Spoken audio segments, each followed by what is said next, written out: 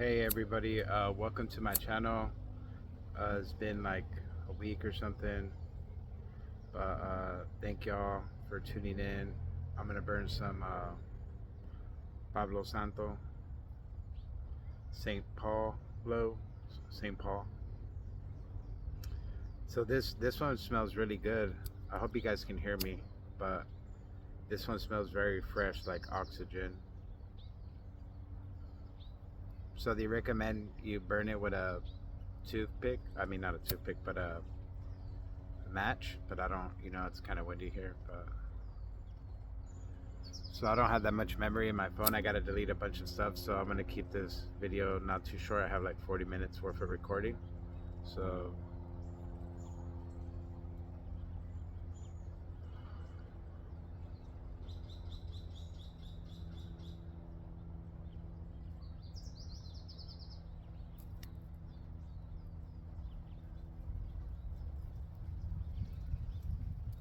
welcome to this beautiful enchanted forest, magical forest.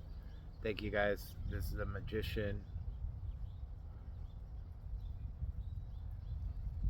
Smells really good. I hope you guys can smell this. Like, smell it. Smell vision. Thank you, God, for always showing us the truth. In your glorious name, we pray. Amen. Don't want to start a fire.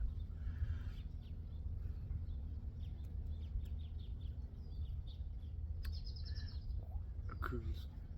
The third eye. Okay, where we left off. The Platonic solids. Anyone who has studied scared geometry or even regular geometry knows that there are 5 unique shapes, and they are crucial to understanding both scared and regular geometry. They're called the Platonic solids, figure 6 to 15. A Platonic solid has certain characteristics by definition. First of all, its faces are all the same size. For instance, a cube, the most well known of the Platonic solids, has a square on every face, so all its faces are the same size. Second, the edges of a Platonic solid are all the same length. All edges of a cube are the same length. Third, it has only one size of interior angles between faces. In the case of a cube, this angle is 90 degrees. And fourth, if a Platonic solid is put inside a sphere of the right size, all the points will touch the surface of the sphere. With that definition, there are only 4 shapes besides the cube. A. That have all of those characteristics. Second, B. Is the tetrahedron. Tetra means 4. A polyhedron that has 4 faces, all equilateral triangles, one edge length and one angle, and all points touch the surface of a sphere. The other simple one is C, an octahedron. Octa means 8, whose 8 faces are equilateral triangles of the same size, edge length, and angles, and all points touch the surface of a sphere. The other 2 Platonic solids are a little more complicated. 1D is called an also isosahedron, which means it has 20 faces made of equilateral triangles with the same edge length and angle, and all points touch the surface of a sphere. The last one, E, is called a pentagonal dodecahedron. Dodeca is 12, whose faces are 12 pentagons, 5 sides, which the same edge length and angle, and whose points all touch the surface of a sphere. If you're an engineer or an architect, you have studied these 5 shapes in college, at least cursorily, curiously,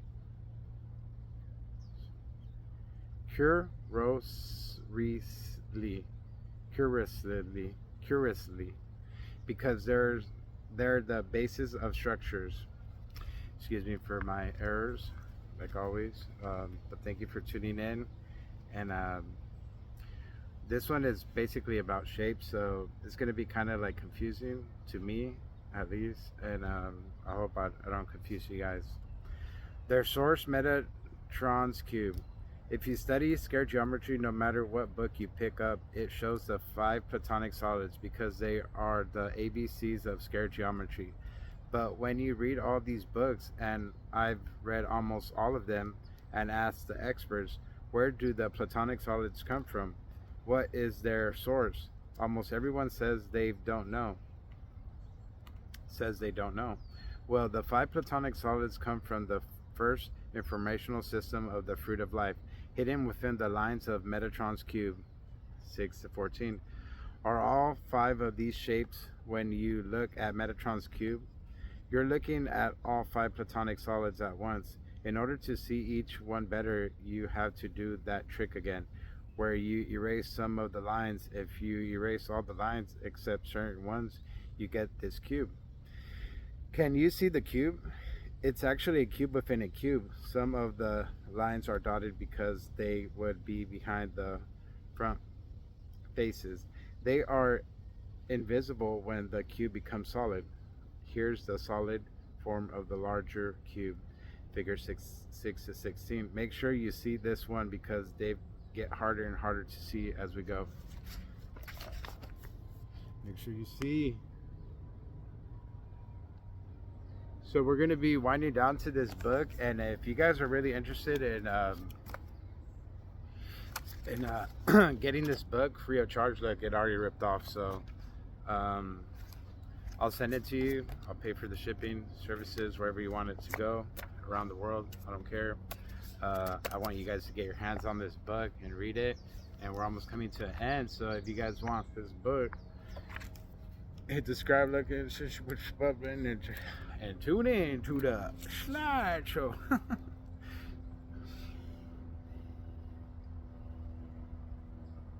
Okay, yeah, I mess around a lot. Don't take me serious, but yeah, messing around too much, huh? Okay, so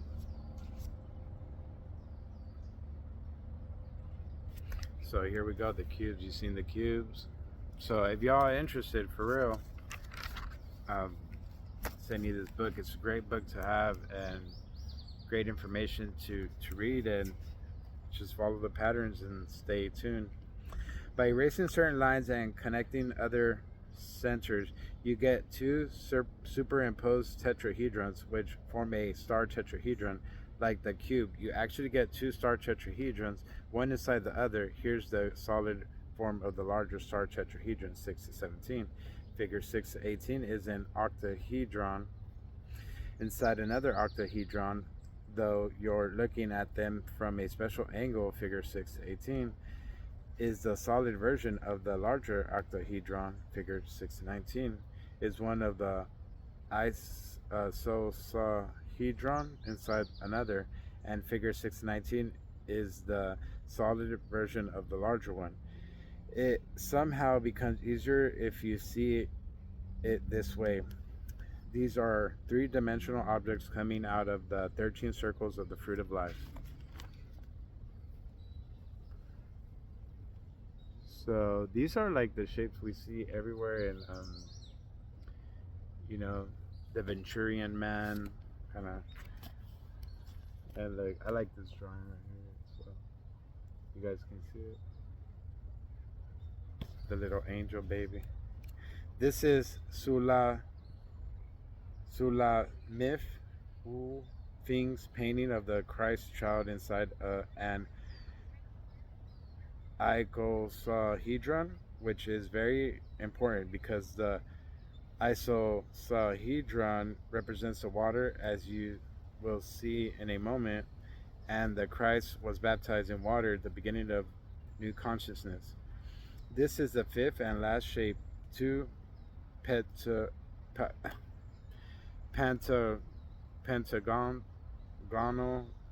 dodecahedrons, one inside the other, figure 621. Here showing only the inner dodecahedron for simplicity. Figure 21a is the solid version.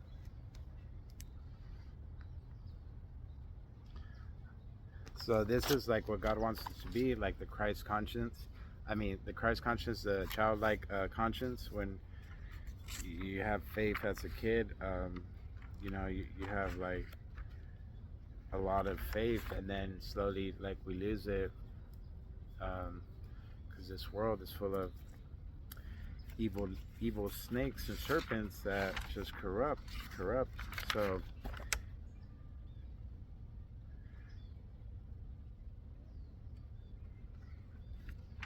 So the Christ consciousness. So remember your inner child, where God says, "Be like children."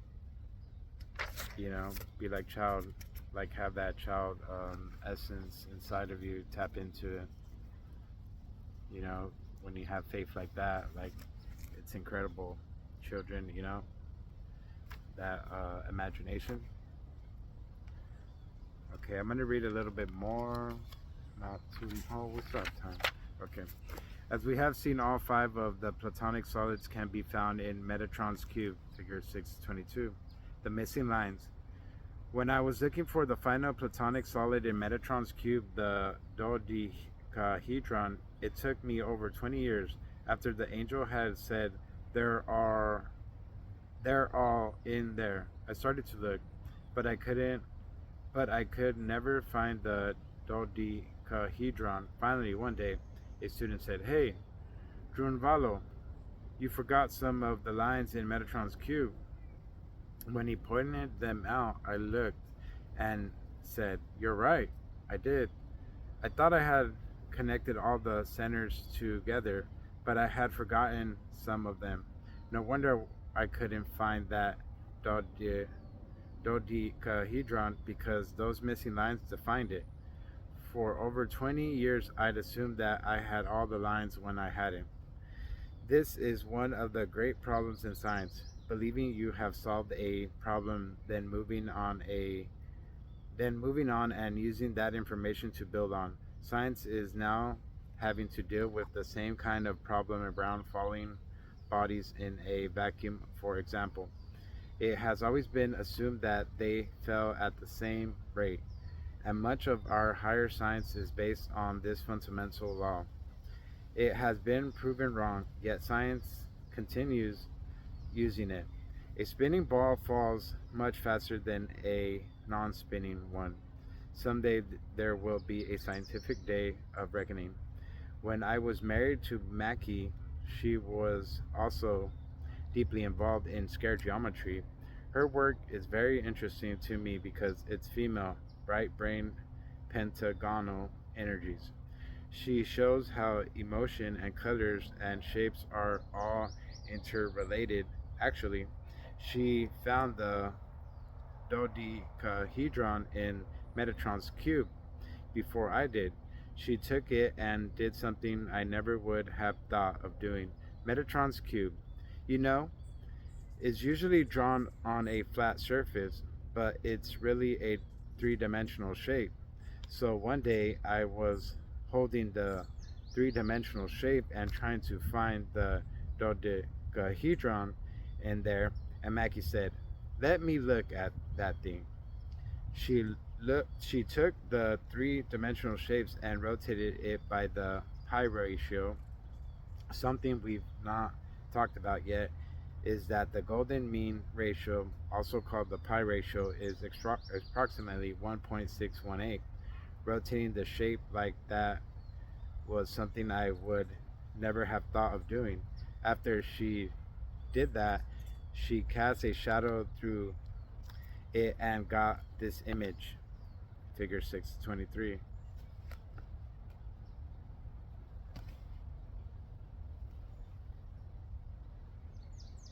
Mackie originally created this, then gave it to me. It has a certain center at a pentagon A. Then if you take the five pentagons coming off A, pentagons B, and one more pentagon coming off of each of those five pentagon C's, pentagon C, you have an unfold. did dodecahedron, I thought, wow, this is the same. This is the first time I've ever found any kind of dodecahedron in there. She did that in 3 days. I've never found it in 20 years. See, sometimes it takes a women's brain to figure it out, right? We once spent almost a whole day looking at this drawing. It was exciting because every single line in this drawing is in a golden mean ratio, and there are three-dimensional golden mean rectangles all over. There's one at point E where the two diamonds above and below are the top and the bottom of a three-dimensional golden mean rectangle, and the dotted lines are the sides. It's amazing stuff, I said. I don't know what this is, but it's probably important. So we put it aside to consider at another time. Let's take another look. Looks like a star and like a swastika like starting to spin. Quasi-crystals. Later I found out about a brand new science. The new science is going to change the technological world dramatically. Using this new technology, metallurgists metallurgists believe they will be able to make metal 10 times harder than diamonds. If you can imagine that, that would be incredibly hard. For a long time, when they looked into metals, they were using what's called X-ray diffractions to see where the atoms were. I'll show an X-ray diffraction photograph of this shortly. Certain specific patterns came up that revealed there were only certain kinds of atomic structures. They thought it was all there was to learn. They thought it was all there was to learn because that was all they could find. This limited their ability to make metals. Then there was a game going on in Scientific America which was based on Penrose patterns. Roger Penrose was a British mathematician and relativist who wanted to figure out how to play pentagon shaped tiles and fully cover a flat surface. You cannot lay only pentagon shaped tiles on a flat surface. There's no way to make it work. So he came up with two diamond shapes that are der- derivatives of a pentagon. And with those two shapes, he was able to form lots of different patterns that would fit on a flat surface. It became a game in Scientific America back in the 80s to put these patterns together in new forms, which when which then led some metallurgical scientists who were watching this game to suspect something new in physics. According to David Adair, NASA has just made a metal in space that is 500 times stronger than titanium, as light as foam, and as clear as glass. It is based on these principles. So we know that's the stuff that they're working on, the metal materials, creating metal materials in space like zero gravity, because I guess it kind of like more condensed metals. So they're building these metals for space travel. That's what they're going to build them for eventually, and um, to make tools in the spaceship. Say you need like a tool, you can't order it from space. It's gonna take time and money. So what they're proposing is, I think they already have them too, the aluminum, metal materials where they just shape whatever tool they need. They need tools, they need part pieces, screws, bolts, like you name it. Like they figured it out. So that's like for extended missions in space and space travel.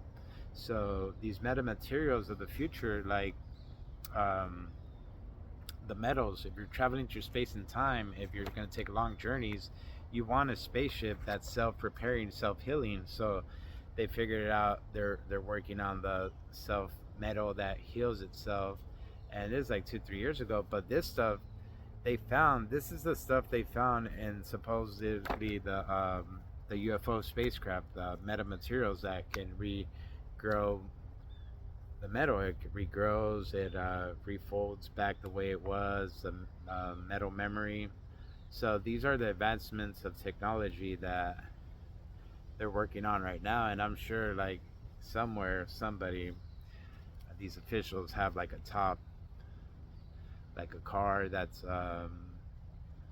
you know um, using these type of metals and different equipment. You imagine you can use like just the possibilities are endless, like because we use metals for a lot of different things. So we could possibly have a future where zero waste and everything is like regrown, using all this stem cell research and how to grow things. So yeah, that's the type of stuff they have going on, and they found these aliens or whoever, organic metals that can grow, heal themselves.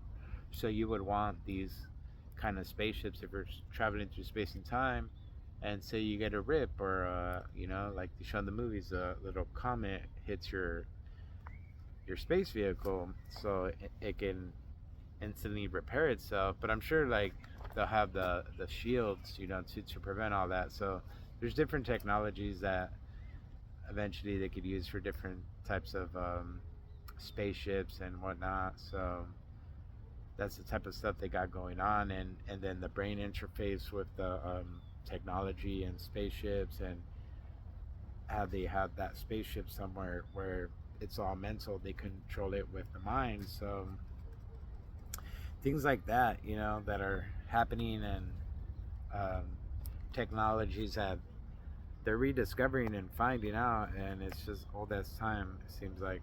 But very interesting that, and this book, like this book is like what, 20 years ago. So he the advancement of what's going on right now is like way way way way out there.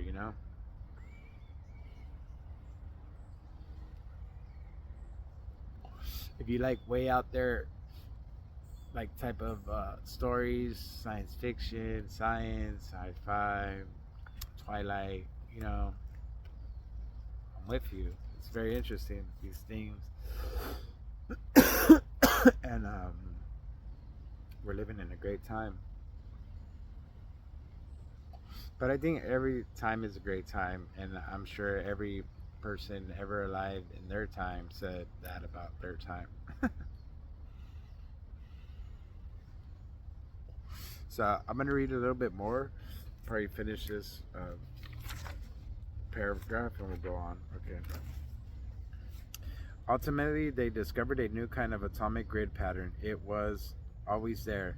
They merely discovered it. This grid patterns are now called quasicrystals.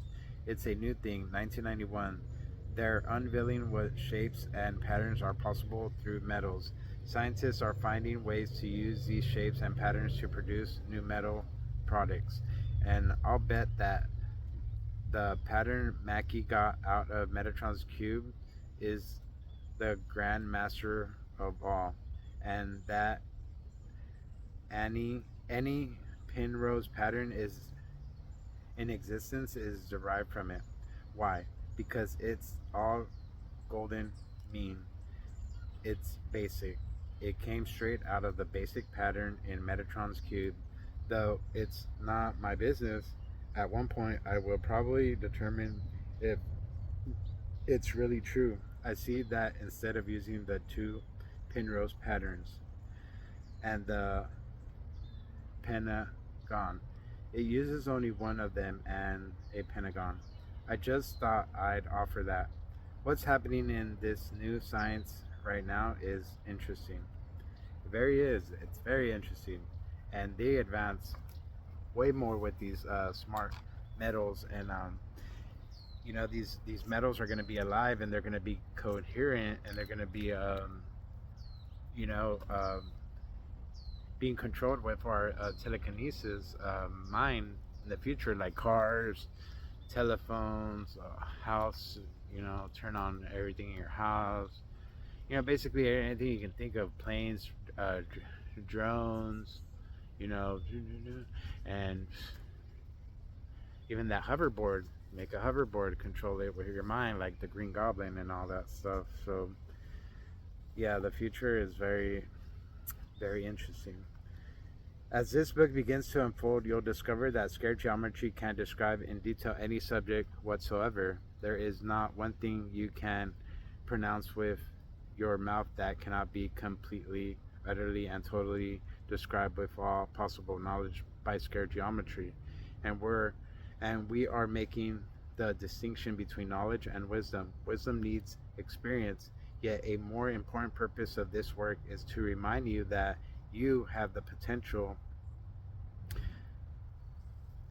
of living a Merkaba field around your body and to teach you how to use it. I'll continually come to places where I digress into all kinds of roots and branches and talk about every subject you can think of. But I'm going to keep coming back on track because I'm heading in one particular direction towards the Merkaba, the human light body.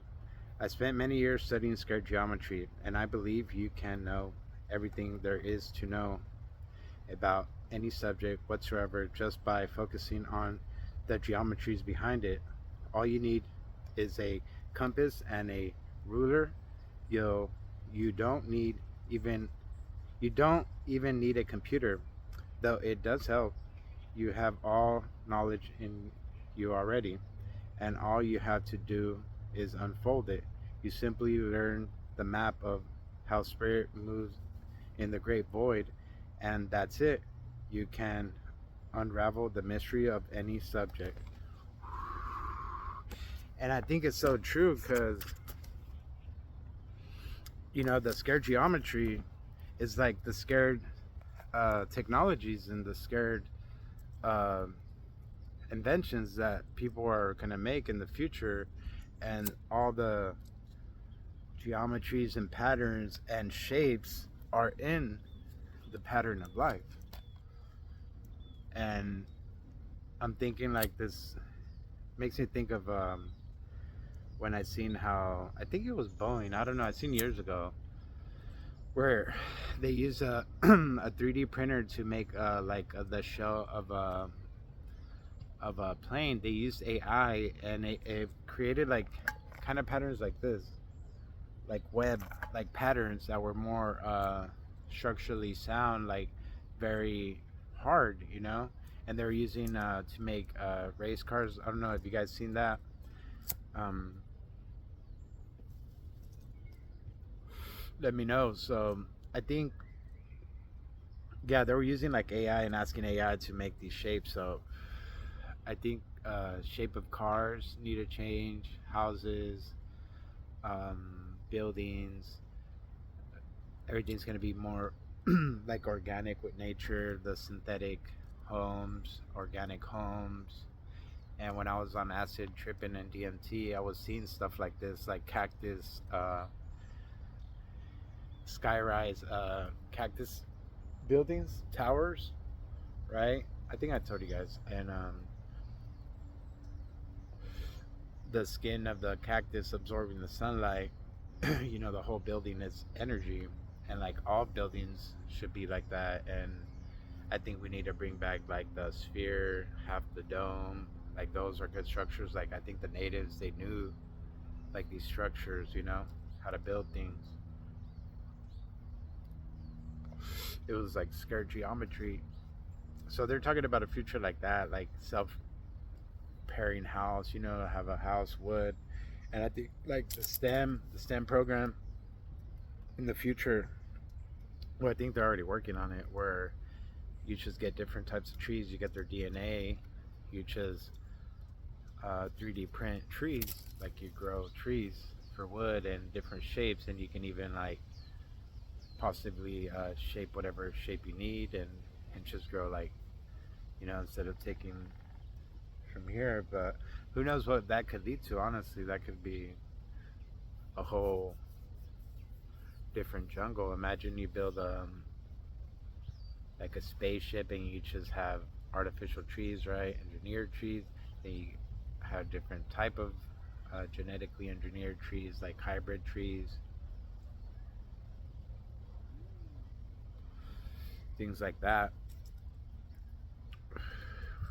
And then you just go across space and time. You take your whole uh, planet, ship, space, home, and you just go. So I was thinking too, like like about the Dyson sphere. What about if like we're in a Dyson sphere, right? And we're on top of it. The inner people live on the inside. The people that created all these things, right? And that's where the Braille's at, the inner Earth, the miniature sun, and then like how water is on top of the surface, and then like those fountains or that kind of like always run, and because they're using the hydraulics and its own hydraulic system, so the water goes into the south and the top poles. They go in the inner earth, and then they come back out the top of that surface. They're just all circulating inside. I don't know, something like that. And I was just thinking, with my thinking. But I appreciate y'all for tuning in. And right now, we're in the observation, and we just got to be the watchers. And thank y'all for tuning in at this magical forest. The magician.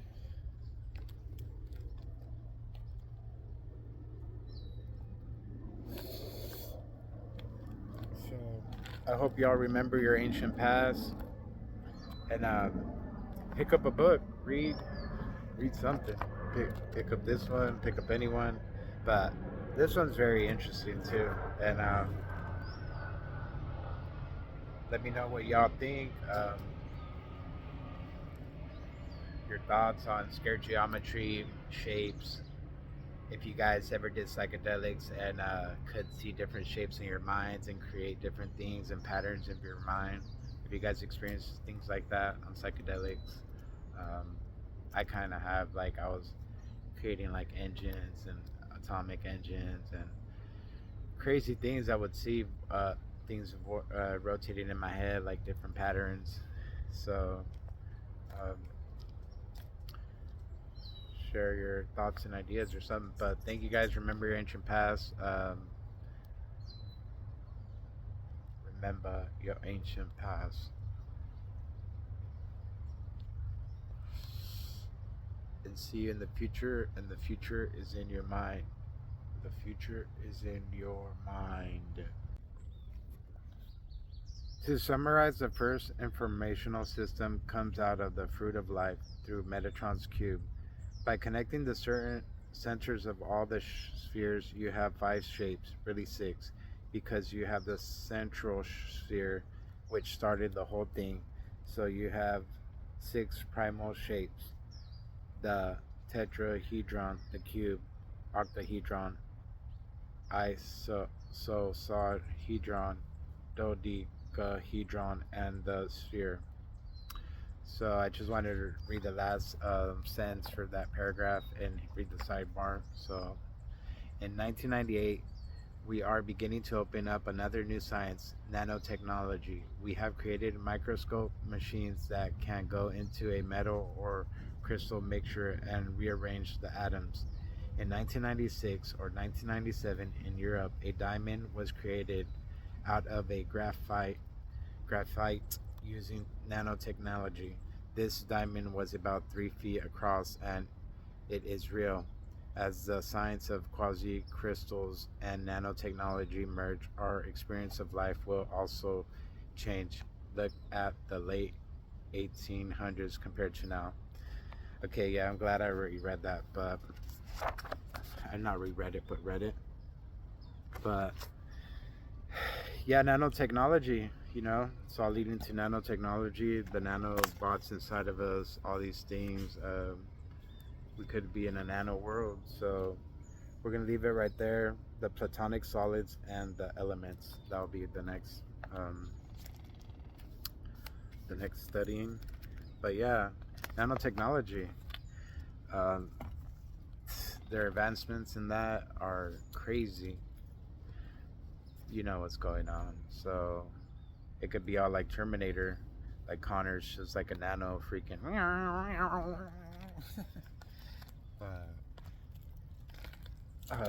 If you guys like this readings, hit the like button, hit the subscribe,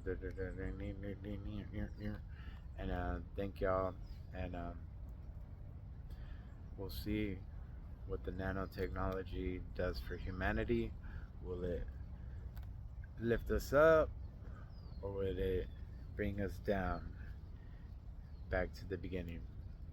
So tune in and stay tuned for the next episode of Reality Conscience.